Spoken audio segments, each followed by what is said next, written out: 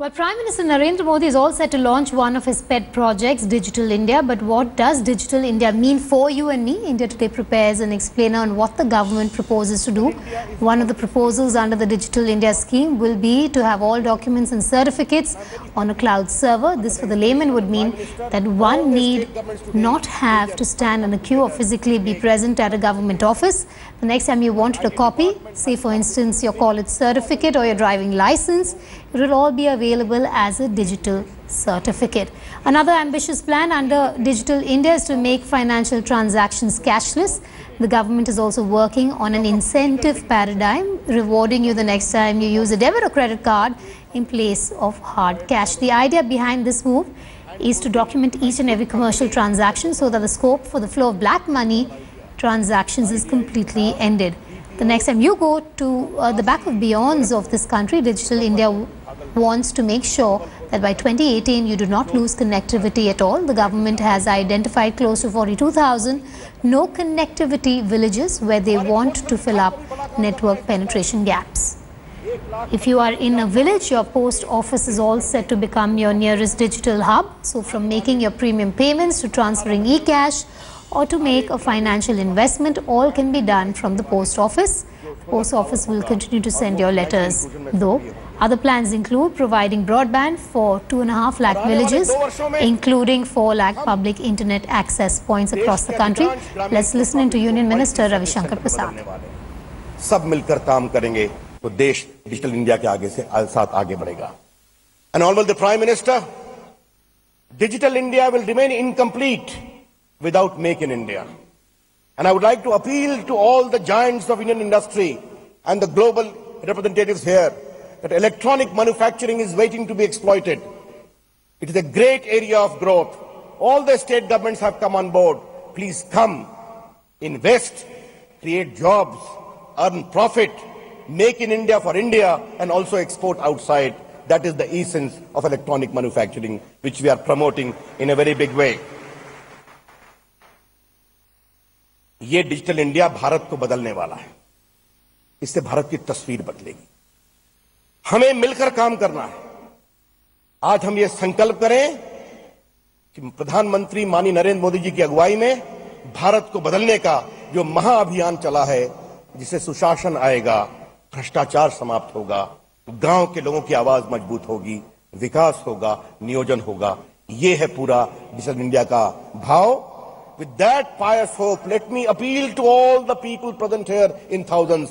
Let's take a collective vow to make this great mission a great success along with all the states and the people of India. Thanks a lot. Today I must congratulate, lastly, and welcome the great IT professionals of India, many of whom are present here, who have done great wonders.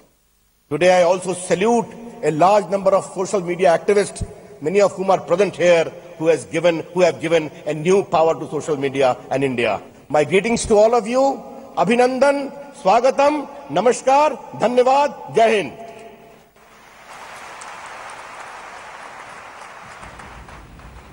Thank you, Honorable Shri Ravi Shankar Prasad. All right, so the Prime Minister is about to unveil various government schemes under the Digital India program, like the Digital Locker, e-education, e-health at the event which is underway.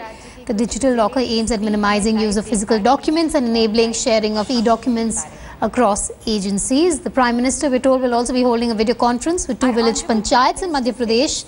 Also 10 village panchayats in a 35-kilometer area from Indore will be connected with high-speed internet service under the project today. Ravi Shankar Prasad there, the telecom minister, addressing the people gathered there. We're told among the top business leaders, Sunil Bharti Mittal of Bharti, Chairman of Sterlite Technologies Anil Agarwal, and Aditya Birla Group Chairman Kumar Mangalam, Airbus India and Wipro are also attending this event.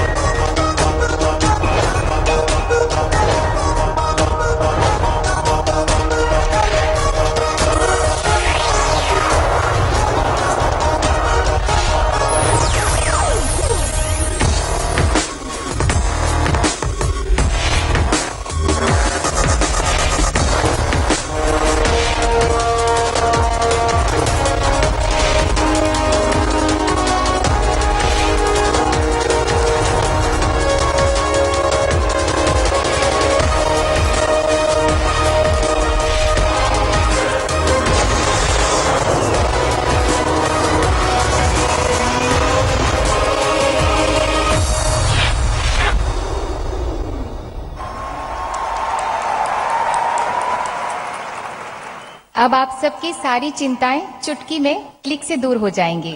हमारे इंद्रधनुषी सपनों का रंग अब साकार होगा।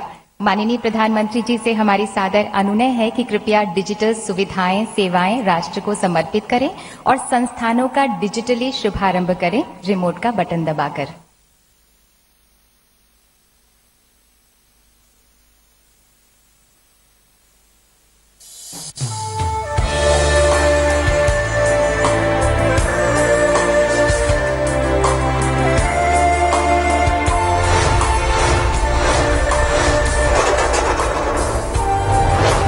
संचार आधारभूत संरचना और सेवाएं, Bharat net, high speed broadband सभी के लिए।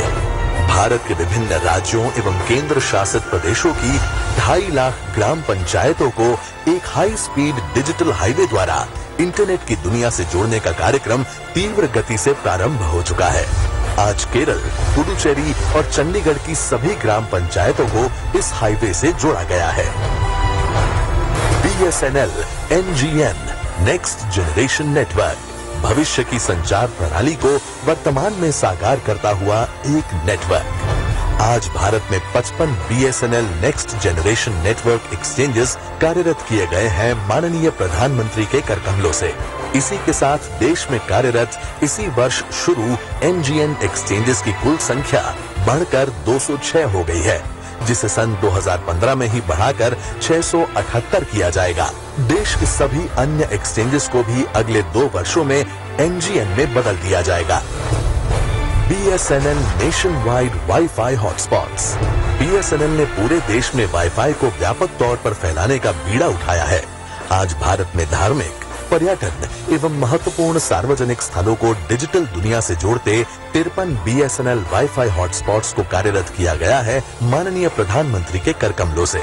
इसी के साथ देश में वाईफाई हॉटस्पॉट्स की कुल संख्या बढ़कर 121 हो गई है, जिसे आने वाले 1 वर्ष में 250 स्थानों पर 2500 वाईफाई हॉटस्पॉट्स तक ले जाने का लक्ष्य है।